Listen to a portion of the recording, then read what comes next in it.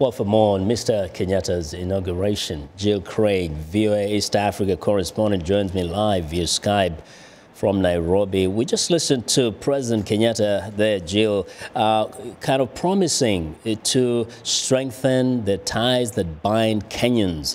Is that something that is resonating with the people in Kenya on this particular day when he was sworn in?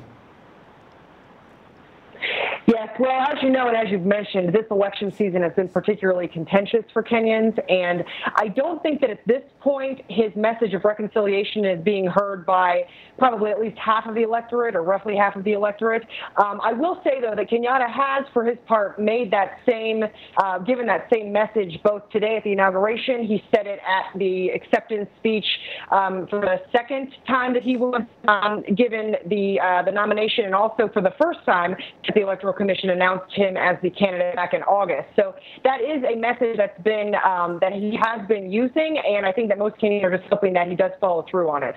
People are curious about who is invited or has accepted an invitation to the inauguration.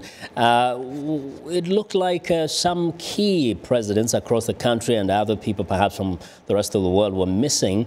Was that something that was of interest to the media locally?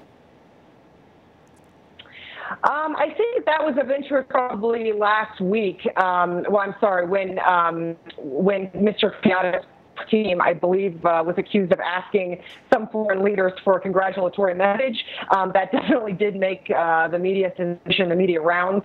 But I will say that today I think people were quite happy for the presidents that did come. I think Kenyans were quite pleased that other presidents just, made time in their schedule to come to this event.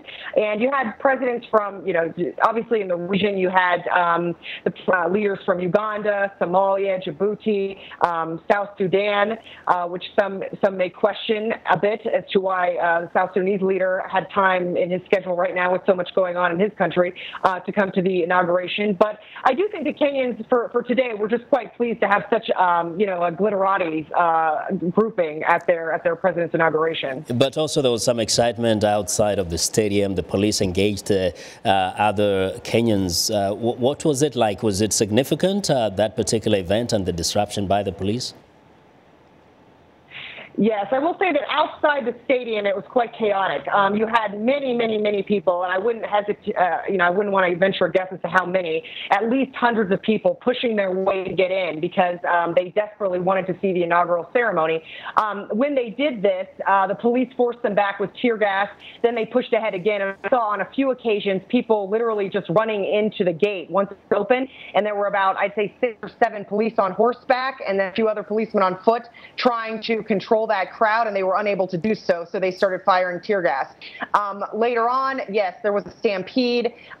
We know of at least one, well, there were several people actually that were hurt in this, and you saw them sort of being tended to by medical personnel once they did sort of get into the stadium. So it was a bit chaotic, I will say, outside of the stadium for people hoping to get into the inauguration today. Interesting. I'm happy that you got out safely yourself. Thanks a lot for joining us today. Me too. Thanks, Vincent. That's VOA's East Africa correspondent Jill Craig speaking to us live from Nairobi.